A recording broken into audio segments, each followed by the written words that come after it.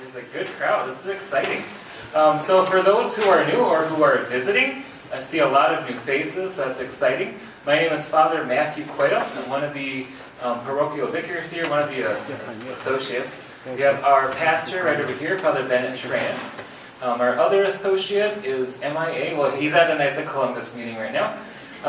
We also have our seminarian, our proud seminarian, Bill Duffert. If you've not met him, he is from our parish, so he is currently studying. He's a good guy. He's a very good man.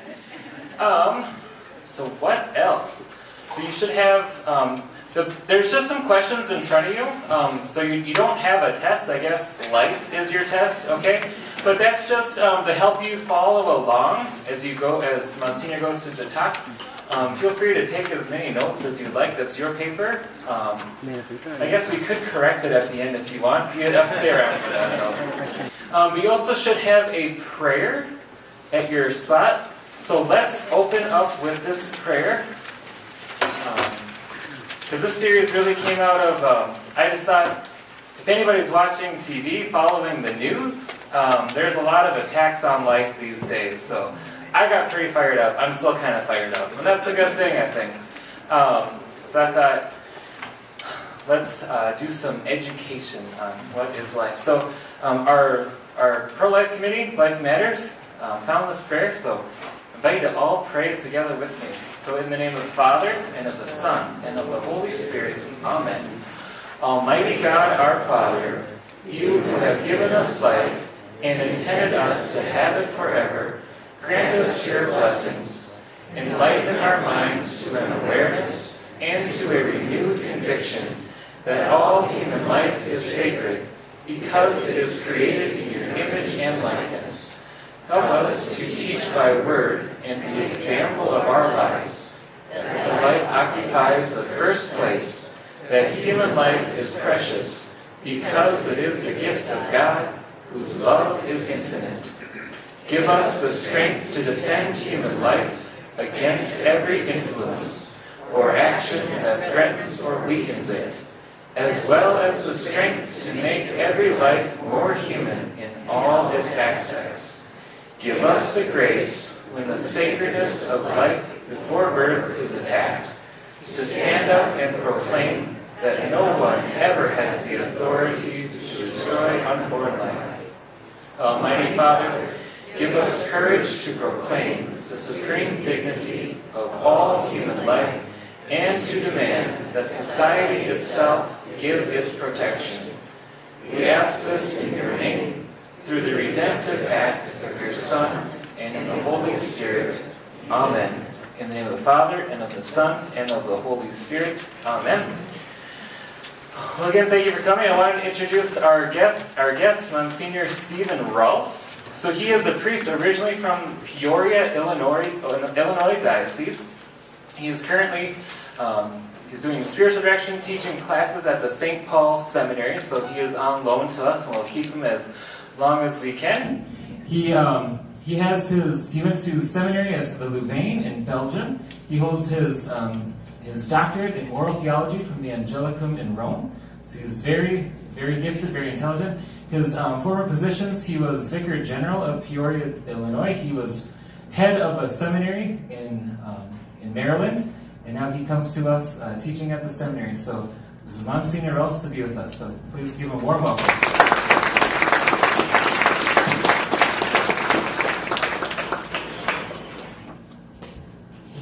Can everybody hear me okay?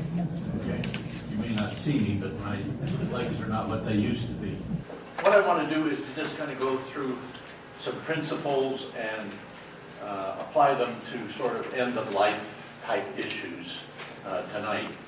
I understand that you're going to be having several other speakers who will sort of continue on some of the reflections that I start tonight, so I don't have to worry about finishing all the questions that are going to be on here, but we'll try to hit most of them. First of all, when you're dealing with medical ethics, whether it be at the beginning of life or at the end of life, the principles, it's a very complicated field, okay?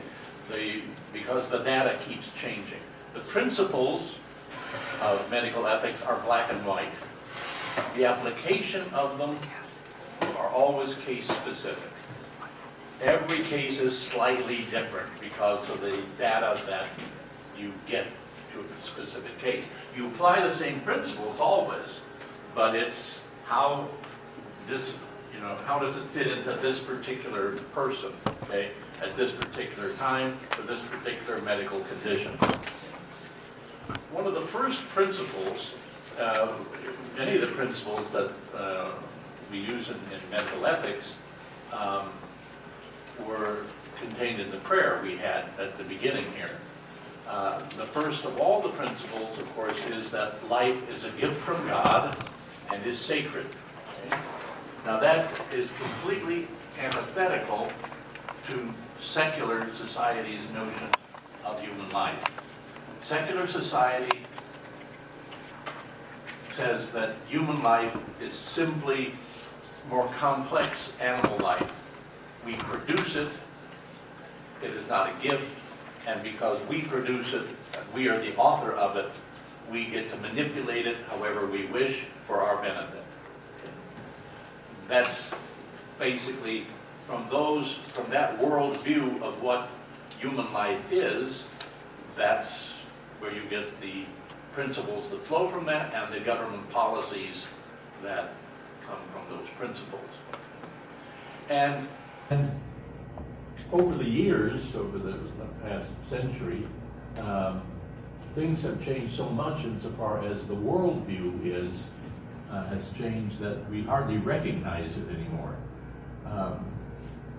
Medical ethics was basically developed by the Catholic Church and by the nuns who ran all the hospitals, or a goodly portion of them in the 19th century.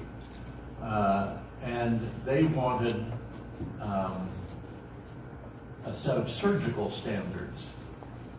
And so they kept asking the bishops for surgical standards so that they could apply them equally in all of their hospitals.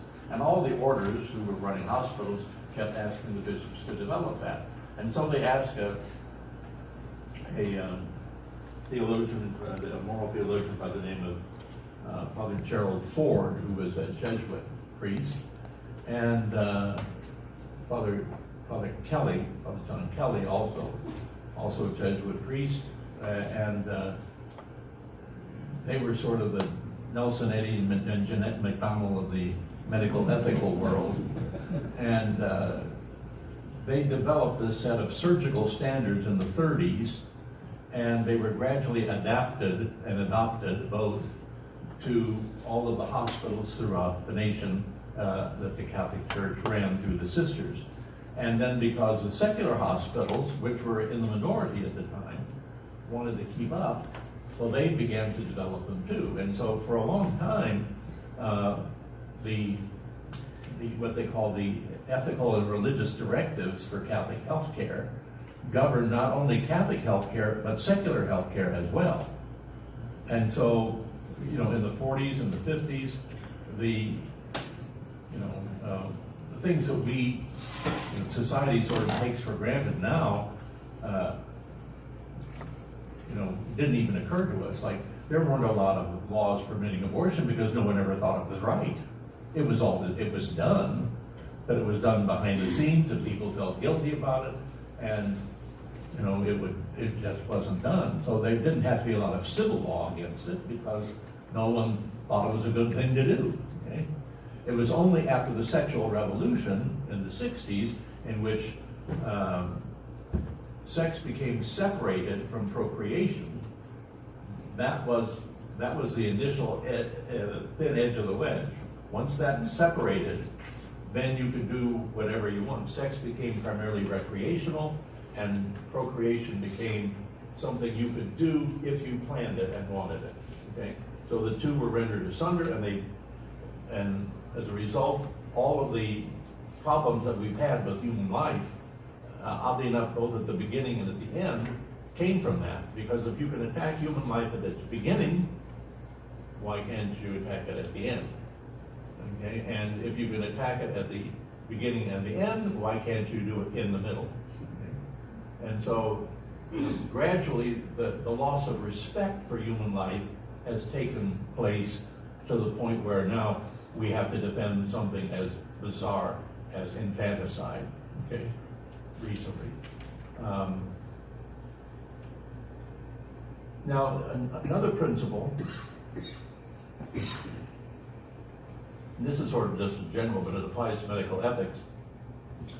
There are certain duties that we owe to human life when it is a gift from God, that because it is something that we have received, we have certain duties. The duty of respect to it, the duty to protect it, the duty to foster it, okay? And when we make civil laws, one of the things we have to ask is, does it do one of those things? And if it doesn't foster it, if it doesn't protect it, if it doesn't respect it, then something is wrong with the law. We need to adjust the law in light of that. Another principle in this regard is that there are certain things that we must always do to protect human life, certain things we may do to protect human life, and certain things we may never do to attack human life. Okay? So there's certain things you always have to do, may do, and may never do. Okay? Most of them, the vast majority, there's about 15 to 20% of things you always need to do, and there's about 60 to 70% that you could do. I mean, it's prudential. You get, I might do this, I might not do this. It's case specific. But then there's like 5 or 10% that I may never do. And those are what we call the always and everywhere norms. I may never, under any circumstances, do this to a particular person for any reason whatsoever. Okay? For example, I may never, by directly willed positive action, attack a human life. Okay? I may never, under any circumstances, attack an innocent human life. Now, you say, well, what about self-defense? It's not innocent. It attacks you. But even then, you have to respect human life to the point where you only use sufficient force to repel the attack. You may not overkill. Okay? It's like when I was little, my little brother would, pretend to attack me. Okay, and I would just, he would jump on me, and I would turn around, and I was like 12 and he was like 3. And so I would just, I would take him, and I would just take him by the neck, okay, and I would just hold him at arm's length. And he would be swinging his arms, and I said, now, calm down, calm down. He goes, he'd be swinging, and then I would just gradually increase the pressure on his neck, okay, until he would just finally say, okay, all right. So I used sufficient force, but not excessive force. But my mother claimed it was excessive.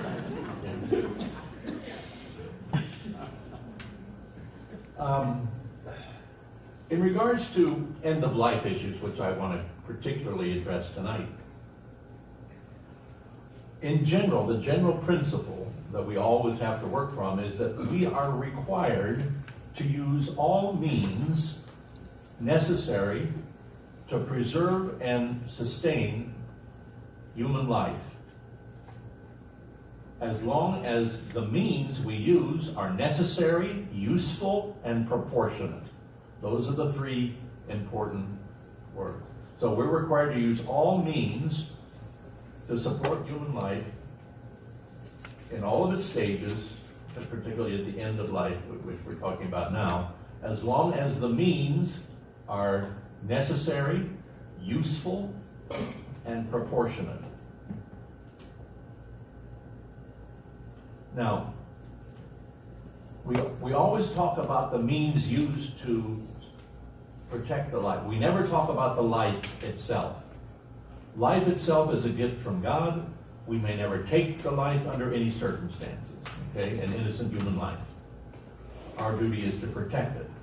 But, as in all things, there is a limit to the good you must do. You may never do something evil, but there is a limit to the good you must do, okay? And so you have to decide, well, how much do I protect it, okay? Can I protect it to the point where it becomes counterproductive? And that's where the distinction between what we call ordinary and extraordinary means come in. So for example,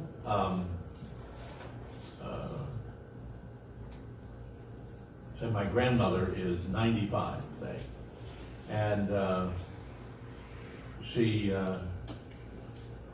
wants me to help her decide, well, how much do I, and she's in the nursing home, you know, and how much do I have to keep going? Okay? What, you know, my grandmother passed away when she was 99, okay? And she was lucid till the day she died, okay? Her legs had given out, and she was in the last 6 or 8 months, she was in a wheelchair, and I had moved her down to be with the old sisters, the retired sisters, and they're part of a nursing home where she was at. And so they took good care of her, better care of her, because they had a smaller number of old sisters, and you know, they had the nurses. So some of the sisters were nurses, and they took very good care of her. And she said, "Oh, Father Stephen," she said, "Mother would be so pleased." And I said, "My great-grandmother."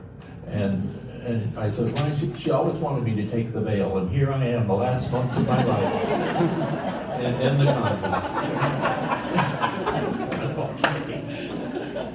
And so, anyway, she had a bad heart, you know.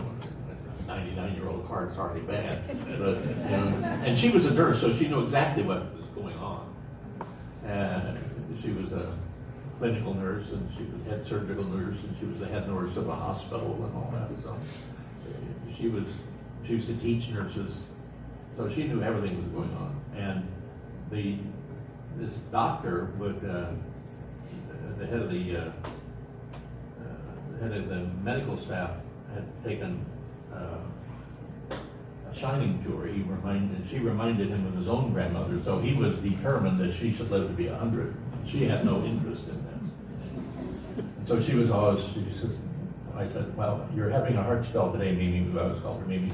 So I said, "I better call Dr. McShane." "Oh, do we have to do that?" I said, "Well, yes. Well, he means well," she'd say. But she said, "You know, all right, if you think so." So he would come, he would always come out right away, and he'd get her going, you know, get her heart, you know, running again and everything. She'd very dutifully and politely say, "Oh, doctor, thank you so much. I don't know what I'd do without you." "Oh, you're all right." You know. Anytime, you know, and she could tell the nurses, "I'll stop by after work today to check on her." And he would make house calls sometimes 3-4 times a day on her. And so when he left that one afternoon, she said, "Father Stephen," she said, "when I finally die, and may it come soon," she said, "the stupidest thing I'll ever have done is to have that man as my doctor." I said, "What do you mean?" She said, "I could have been up with Grandpa 5 years ago." She said, "What do I want to stick around here for?" You know? She said, "Don't get me wrong, the nuns are nice and everything, but I'm ready to move on, get started with the next part of my life here," she said. And she taught me something. She said, "Wouldn't it be terrible if we couldn't die?" And, you know, I never thought of that before, but she said, "If I just kept getting worse and worse and older and older, she said, we're not meant to." And she had a great attitude towards life, because she said her eyes were fading. She had terrible macular degeneration and things, and her legs were going. And she said, I said, "Well, maybe the macular degeneration is getting worse." She said, "Well, of course." She says, "Eyes aren't meant to be 99." And she said, "Knees aren't meant to be 99." She said, "They're supposed to get weak. I'm not supposed to see like I used to see." She said, "It's just telling me I'm meant to start moving on." Okay. So the day she died, the head nurse called me and she said, "Monsignor, you better go over." She said, "I think, you know, Grandma's having a heart spell and she may not come out of this one." So And so she said, Dr. McShane's on his way. I said, I'm sure he is. Don't tell her that. And so I got over there and she said, Father Stephen, am I going to die today? And I said, well, probably. I said, you're 99 and you're having a heart spell. She said, well, thank God. She was sitting in a chair. She said, thank God. She said, well, don't just stand there. Go get me Holy Communion and anoint me. She said, sister, take me to the bed. I'm not going to die in the chair. She said, let's get this show on the road. And when I went to get the oil and the Holy Communion, and when I came back in about 10 minutes, she was in her bed. The nuns were around her with saying the Rosary. She had a candle on it in her hand, and she had a crucifix on the other, and I gave her communion, and she lived like the death of a saint. She was ready to go. Now, she understood the meaning of life. It was a gift from God. She had lived her life well. She had loved, she had learned how to love the way they love in heaven. That's the goal of everybody's life. And she was ready to go. And she wasn't afraid at all. She was afraid to stay. Okay? She wasn't afraid to go. Even purgatory, she said, has to be better than this.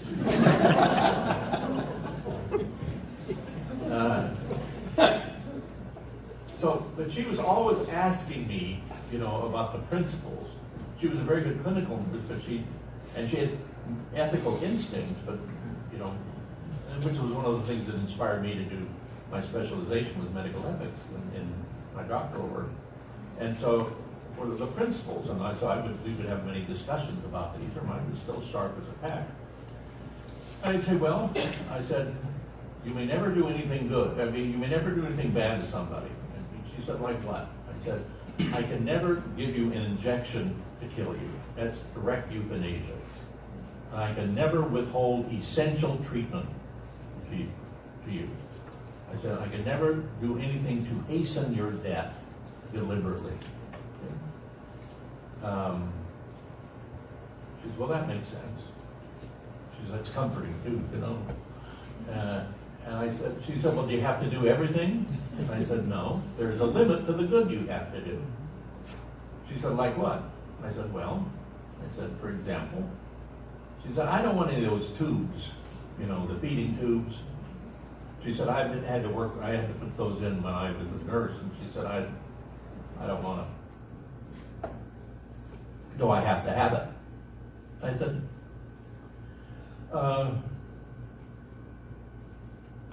you would have to try it, because you have a tolerance. You're a nurse, I said, would you have to live with it permanently? Probably not.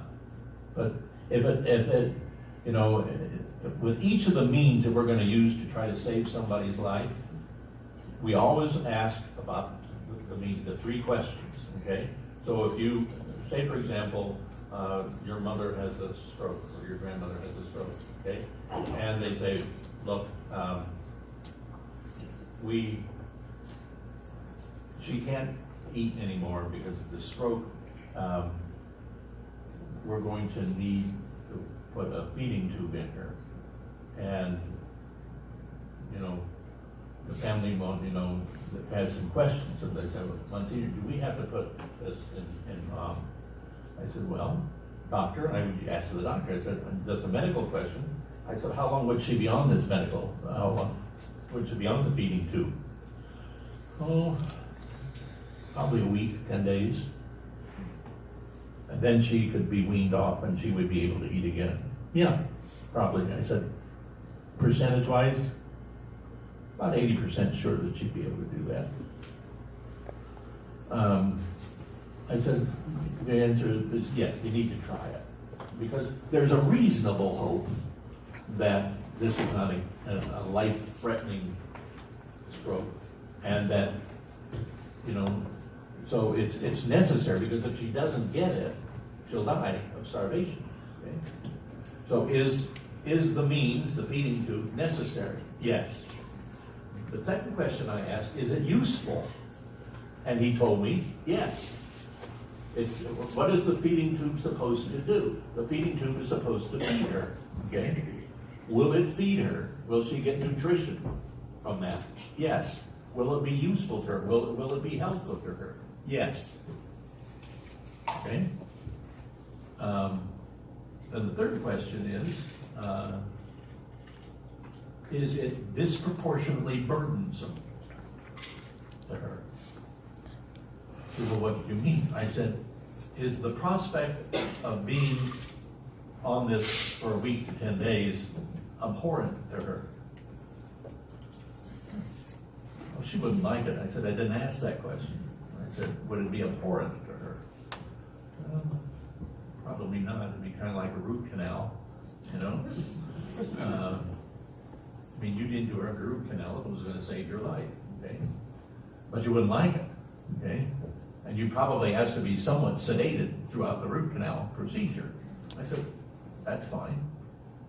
But if the question ever switches, and because that last question is really the decisive question in most of the cases that you will see. The two first questions, is it necessary and is it useful, are medical questions. And you can get a clinical answer from the doctor. Is this, whatever procedure we're going to use, is it necessary? Yes, she will die unless you do this. Okay? That's a black or white type of thing, for the most part. Or there's real danger of death. Okay? Second, is it useful? Is it going to do what it says it's supposed to do? Yes, and then I can give you percentages. But the third question, is it disproportionately burdensome? The doctor can't answer that.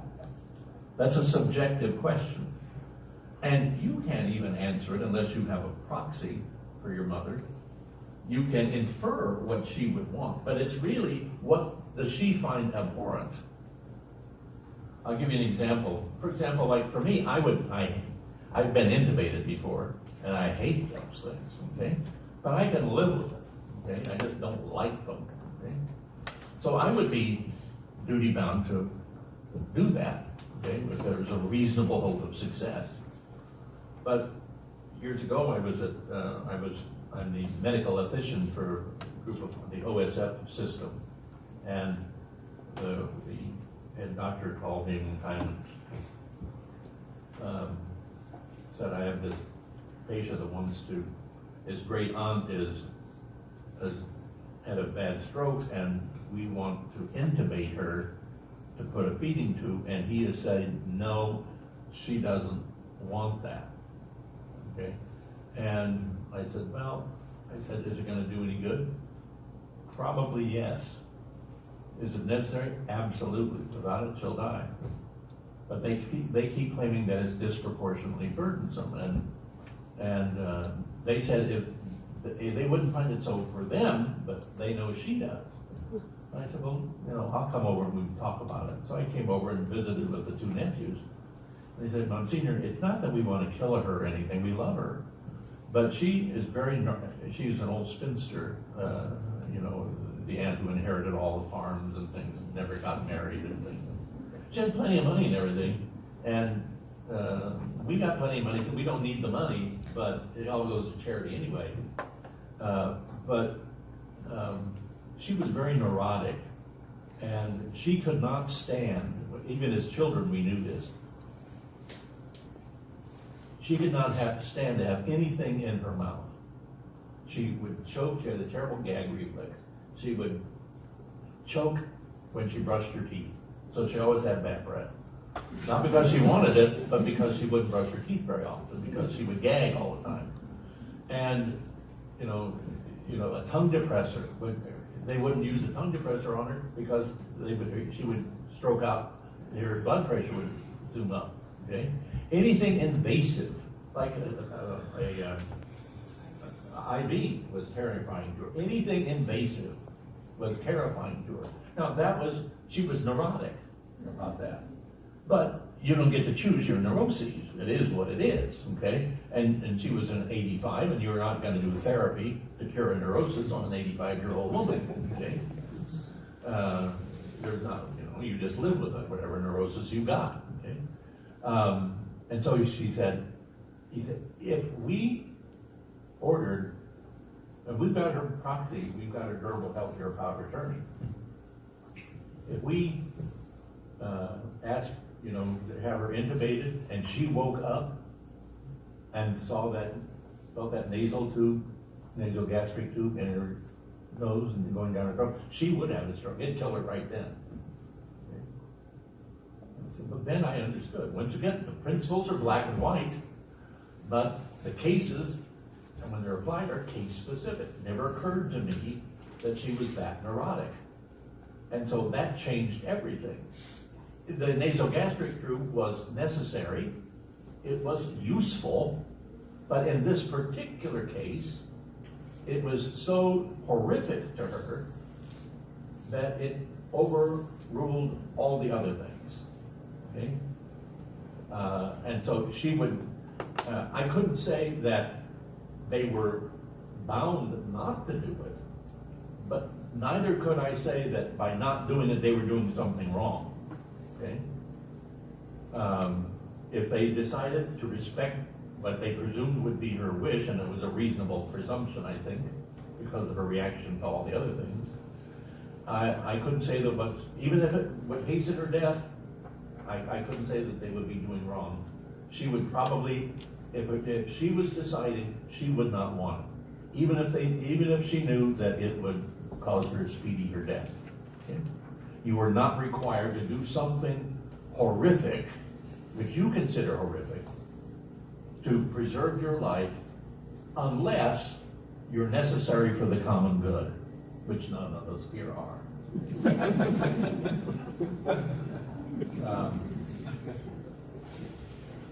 And you know, the famous case of that was 1975.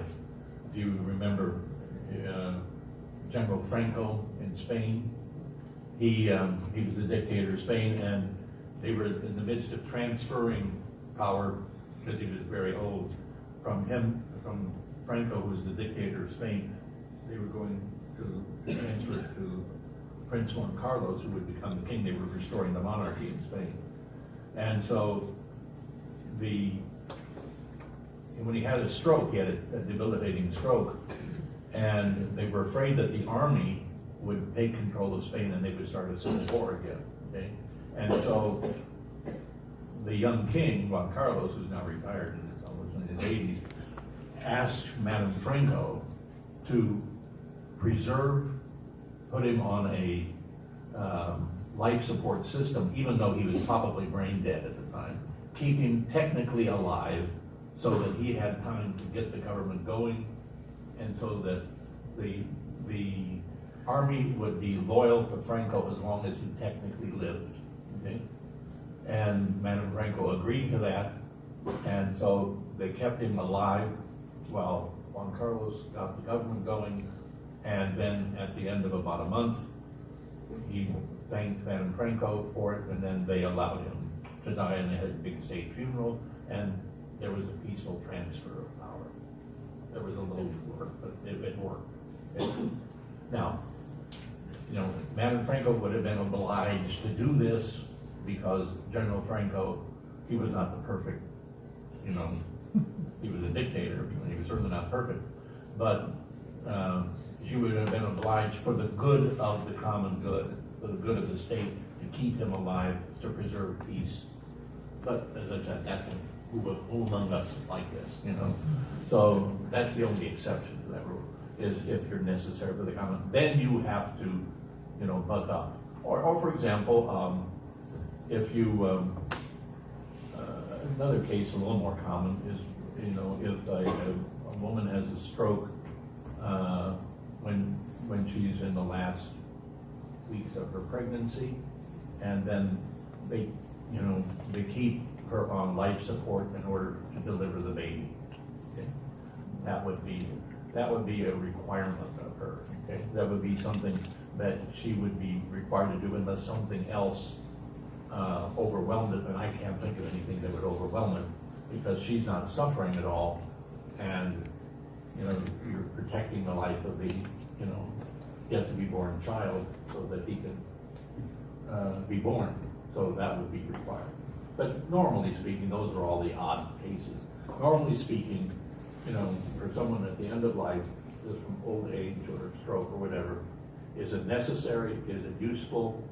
And is it disproportionately burdensome? Okay. And the decisive one is usually the third one. Is it disproportionately burdensome? Now, what can be considered when it comes to disproportionate burden? Okay. Is it just pain? No. It does include pain, but pain can almost always be managed. There's hardly anybody, I can't conceive of somebody now that can die in utter anguish. Okay. In pain management, you can even increase the pain medicine to the point where the doctor will say, Monsignor, he's asked me to increase the pain medicine. Is he terminal? Yeah, he's terminal, but if I give him, I'm to the point with the morphine now, I don't know when it's going to just suppress the heart completely. So can I go ahead? Yes, you can go ahead. Because you're not going to give him a lethal injection, but you're to the point where you don't know anymore when it might be lethal, okay? But once again, your intention is to relieve the suffering. Your intention is not to directly kill. You may never directly kill to relieve the pain, but you may take risks, even excessive risks, you might say, that you would never take with a non-terminal patient. Because you would say, what good we're doing anyway. I would take the risk in order to preserve him some pain. Money, burden on the caregivers, risk and the psychological well-being of the patient. I took up the psychological well-being of the patient when we talked about the woman who is neurotic. Another one is money. And you wouldn't think that money would be decisive and disproportionate burden, but it is for many people, okay? It's the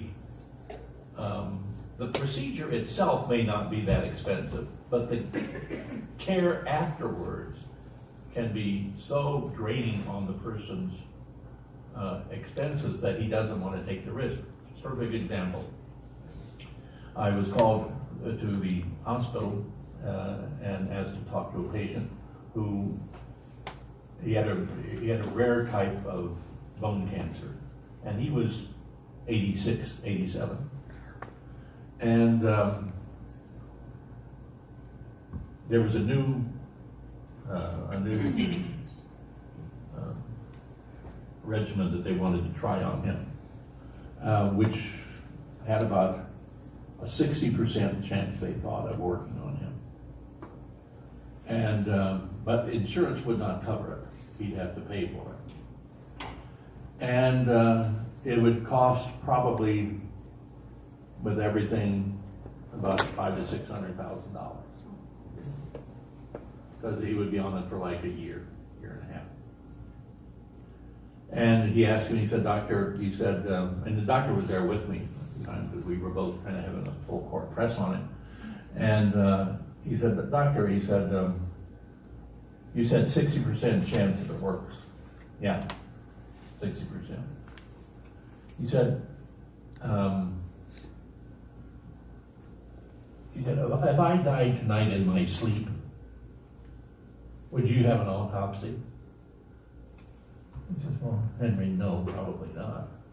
Why not? Well, Henry, you're 86. He said, what would be the cause of death? And he said, well, probably complications due to cancer and old age, advanced age. Okay? You probably died with cancer, but not from it. Okay? He said, precisely. And he says, Father, he said, my wealth right now, he says, it's a little over $1 million. It's about $1.1 million. And he said, I have 4 grandsons. And he said, I was never able to put their father through college. And he said, I saved, and he said, each of them gets $250,000 to do for college. He said, now with that, he said, they can go to almost any college they want. And they can even go and get a master's degree. And they're all smart. they all want to go, and don't make fondly for giving them the means to do it, and he says, I'll die a happy man knowing that I was able to do that. He said, if I spend $500 or $600, if I spend their money, which I consider their money, if I spend what I was going to give them to start their life, to maybe last another 1.5 to 2 years, and I could die of old age tonight, why would I do that? He said, no, as you said, it's disproportionately burdensome. If I lived, I'd be miserable, thinking that what they could have had and now I can't do anything for them, and I can still die tomorrow. And it was just, I poured good money after bad. And what do I get? Another year or two of life at 86. What do I need that for? He said, no. He says, I just don't want it. Father, do I have to do it? I said, no, Henry, you know. No. And once you explain to me why you're doing what you're doing, no. You can do it if you want, but I can't say you're obligated to do it. And in fact, if I were you, I wouldn't do it either. But I couldn't say you were wrong in doing it. I would just say that I completely understand why you would not want to do it. So, someone's got a birthday. 87.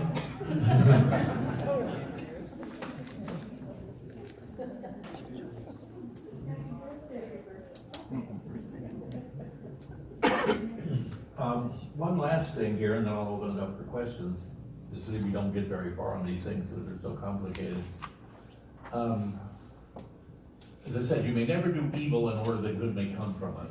So there are certain things you may never do. You may never directly kill somebody.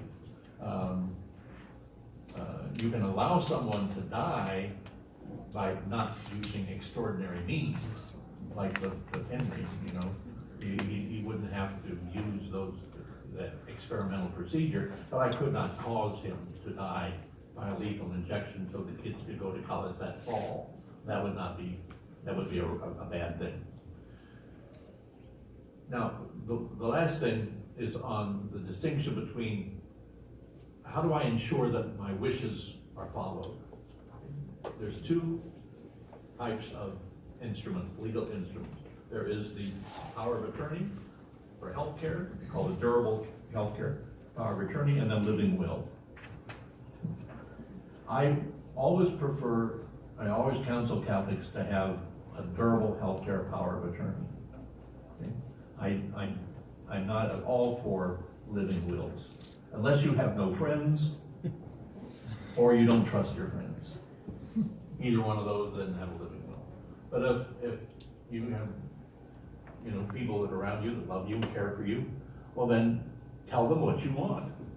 When you say, I would consider this horrific, don't you dare do this to me, okay? And this was okay, I wouldn't like it, and then allow them to ask questions, okay? And so they know exactly what you want, because the proxy decision maker is bound not what they would do, but what you would want them to do. They have to make your decision. They are your proxy, okay? Now, a proxy can never do anything evil, even if you wanted it. They have to recuse themselves. Say, no, I won't do it. But if you say, these are things that I consider horrific, and you say, well, I would understand that, then you're bound to do that, okay? If you accept the power of attorney for health care. And then make sure that people know who the power of attorney is. Because it's much easier for a doctor, and they much prefer it, to interact with a person who can think and respond than a piece of paper. Example, years ago when the power of attorney, the living will first came out. The living will first came out, then they went to the durable healthcare power of attorney, at least in Illinois. And this guy was dying of AIDS, and he decided he, under no circumstances, wanted to be intubated. He had a terrifying notion of dying on a heart-lung machine, and he didn't want to do that. And so He said, under no circumstances am I to be intubated. Okay? And then he signed it, and then it had legal effect.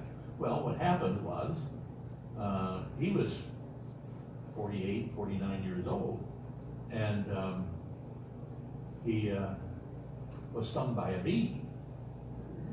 And he did not know, believe it or not, he did not know that he was legally allergic to a bee sting.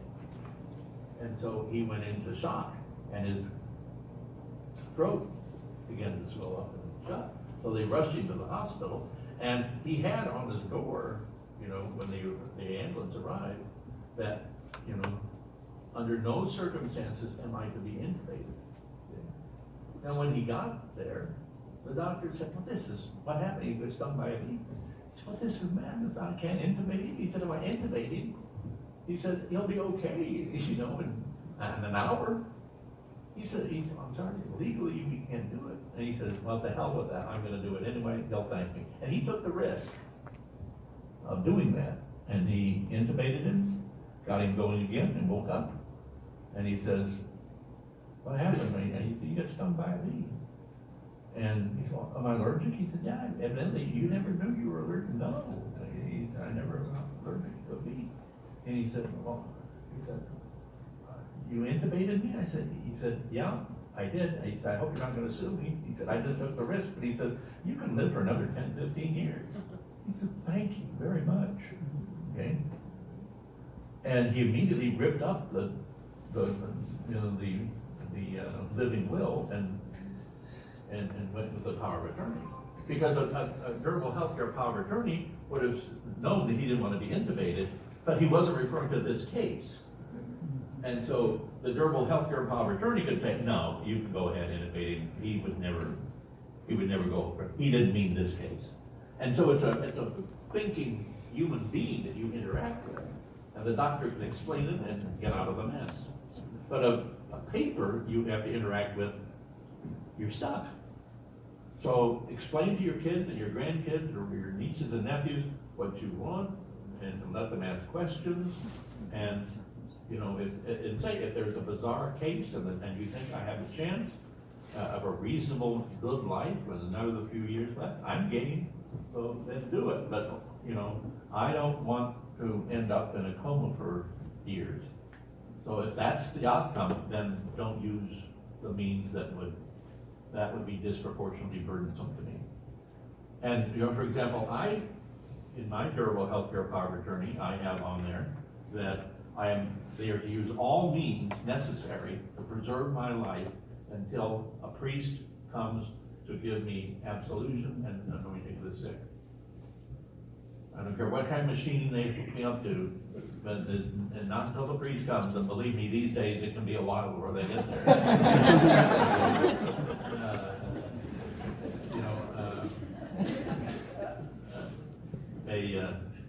And so I have that. So I specifically state that. Then they can withdraw it, because then it doesn't do any good. Now you say, well, what happens if you try a machine to keep them alive for like 6 weeks, and then but they were going to try and it didn't work? Well, then you can withdraw it. You try to wean them off of it first, but if it doesn't work, you can withdraw it, because the only reason you did it in the first place was because there was a reasonable hope of success. Okay? And when there is no longer any reasonable hope of success, then you no longer are required to use that means. Then you can withdraw it. You can keep it on if you want, but you would not be doing anything wrong by withdrawing it. Okay?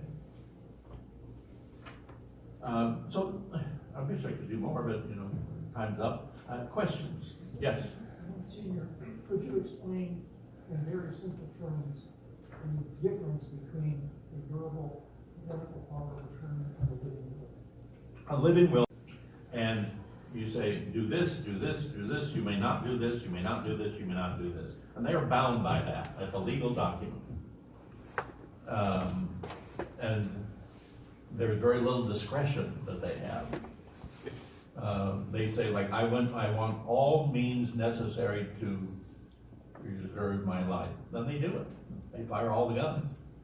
But you know, if you tell your son or your nephew or whoever, your grandson, you know, this is what I want at the end of my life, you know, then your son has said, they interact with your son. They don't interact with you because you're no longer able to interact with them. You're in a coma or unconscious. So your son represents you and decides, and he can roll with the punches. Okay? He's not bound by a legal document. He's ethically bound by your intentions, what you have told him, and you still get to decide. But in the living will, you don't trust anybody to do it. So you specify very specifically what you want and what you don't want. With durable healthcare power of attorney, you say, no, I'm trusting you on this. This is what I want, this is what I don't want. That make sense? Yeah. If a person doesn't know the difference and signs one of each, does one supersede? One supersedes the power, the living will usually prevails over the power of attorney. So I would like to say that you can fill out a form. Right.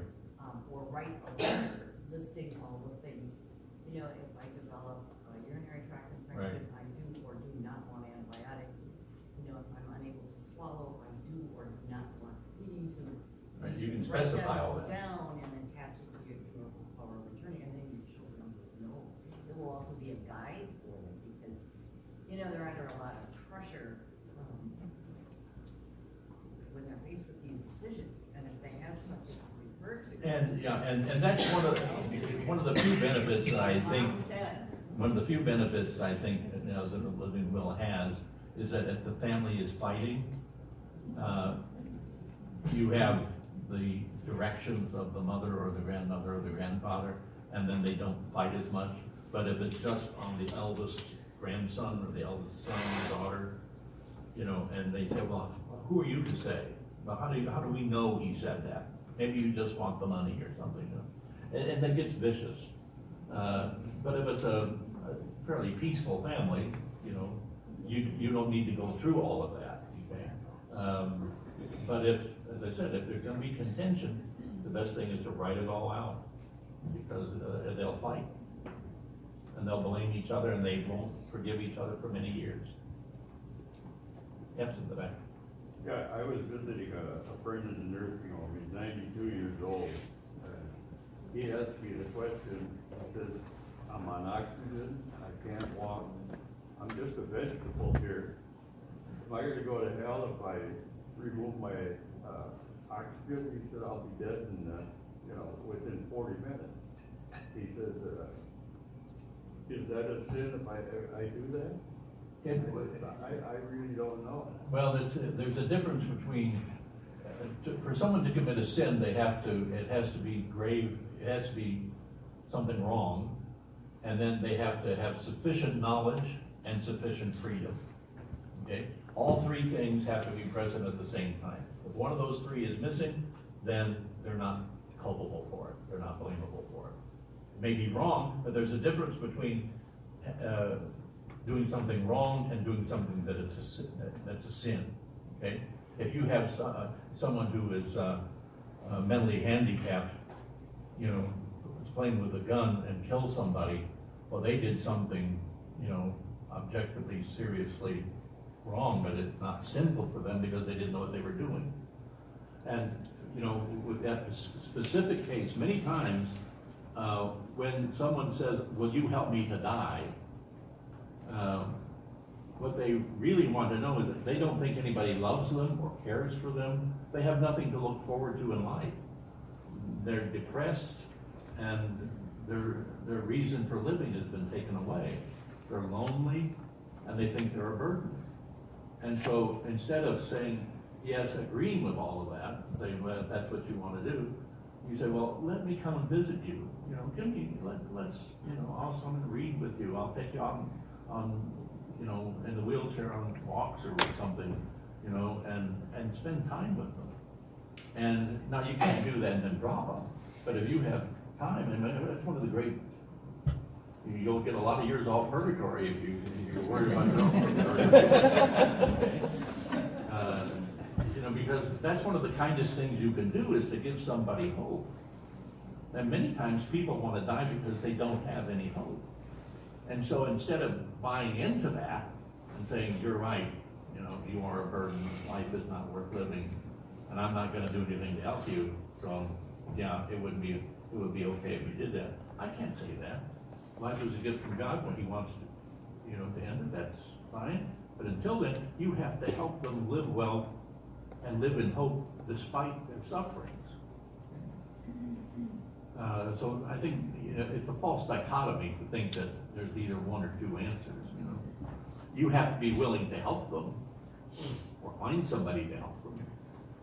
But you ought not to say your life is not worth living. It's not worth living because no one's helping them. No one is loving them.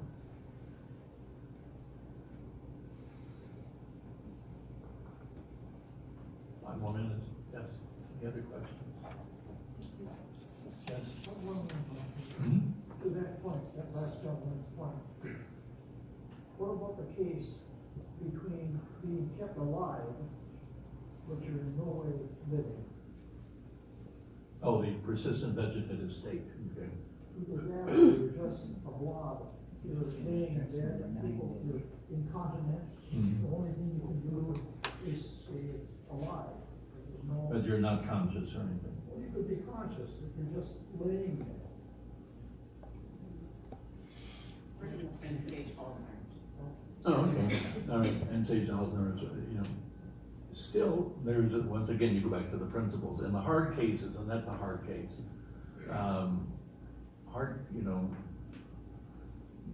hard cases make bad laws. Okay? And so, in the case of that, you may never, by directly willed positive action on your part, end somebody's life, even in that state, out of respect for the life that God has given. It's not, yeah, you don't smother them, anything like that. But, once again, there's a limit to the good you must do, okay? And so if, do you have to be aggressive in treating pneumonia? No. Or urinary tract. I would, Putting in a feeding. yeah, no, I don't think you have to be aggressive in any of those things. You have to keep them comfortable. And you may never do anything to actually hasten their death by direct real positive action. But for example, if you were in Ghana or Mali or, you know, India, you wouldn't get those things anyway. Okay? We have a somewhat rarefied notion of what's ordinary care and what's extraordinary care. You know, and so, you know, food and water are basic care, and so the presumption is that you provide food and water, okay? But if it must be provided in a way that would be extraordinary in its delivery, it would be necessary for you to do that unless, if there was a reasonable hope of success, and success has a broad notion. Success means a somewhat normal life, not completely normal, but somewhat normal life. And normal life presumes rational thought and consciousness. And so you have to keep somebody alive when they clearly would never want that, and have said to you, we don't want that, do not be aggressive. Then no, you're not obliged to do that. Could I say you were wrong in doing it? No, but I couldn't say you have to. Do those three principles apply to brain death as well, your number 9 question? Yeah. The brain death is an important decision that you know, it depends on, you mean, what type of brain death? Is it total brain death? Is it upper levels of the brain? And you're asked that question because they want to harvest the organs. And sometimes doctors, you know, will fudge a little bit, or hospitals will fudge a little bit because they've got, this guy is gonna die within 3 hours, and they have a guy who needs a heart, and they need to speed this up, and so he's dying rather quickly. Can they hasten it in order to save the other? No. You may never do evil in order that good may come from it. Okay, so it's important to understand what type of brain death you're talking about. The safest way to go is with total brain death. But if you're saying that the upper brain has died to the point where it's an inevitable process, I'm not gonna go to the wall for that. Yes, something. The man that wanted to unplug his oxygen, isn't that an extraordinary means of staying alive? Not in this country, it isn't anymore. I mean, it's so complicated. Well, even in India, it's hard. It depends over here, but even in India, that's very now, you know, like feeding tube is, you know, if it's a nasogastric, that's one thing. If it's going into the artery and you're feeding that way, that's it's a surgical procedure. That's something else. We certainly wouldn't have to do that. But oxygen is, people walk around in the mall all the time with oxygen. I've had oxygen many times. But once again, the question is, what's in life for me? That's why I want to take this out. You need to address the question. Why is the question being asked? When a kid, I always tell parents when I'm doing parenting classes, a teenager says, I don't want to go to mass anymore. I don't get anything out of it. Well, you can force them to, but what the kid is really asking is, Dad, why do you go to mass? And if you can give them a good enough answer, the kid might want to go. So that's how you solve it. You don't say, I'm going to take all your privileges away and let you go. You say, look, this is why I go to mass. Sometimes I find the sermons very boring, but I go because of this. And it's helped me, and I know it will help you. And so I ask you, please, you'll thank me for this later, go to mass. Eventually, you have to trust me on it, but eventually, you'll probably go with it. Not all of them, probably. He's much more likely to go than maybe forcing him to go. But and the guy who wants to take out his thing, it's a cry for help. Give me a reason to live. What's in this for me? You're the first person that's visited me for a week. Otherwise, I just sit here. Nobody loves me. Nobody cares about me. Everybody is gone. I remember taking my grandmother to a funeral when she was like 98, and she said, Father Stephen, thank you so much for taking me to the funeral. She said, there can't be many of these left.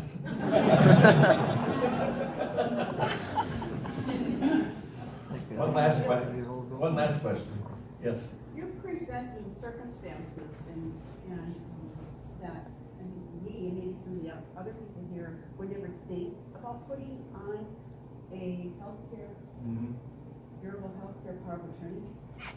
Is there a way we can? Yeah, there's usually guides. There's usually it's blank. What do you want to do? And it's like, I don't know. Yeah, there's usually guides that help you. The National Catholic Bioethics Center has a very good website to help you with it, and a very good, form for durable healthcare power of attorney. It was National Catholic Bioethics Center. Thank you.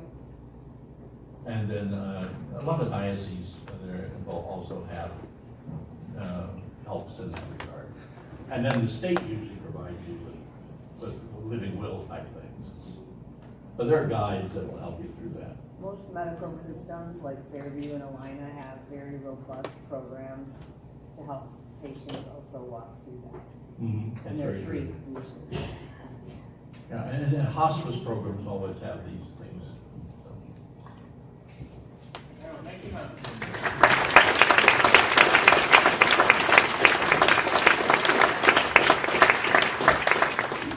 So thank you for starting off our series. So come back next week, bring a friend. So next week we'll have Deacon Stephen and Jerry.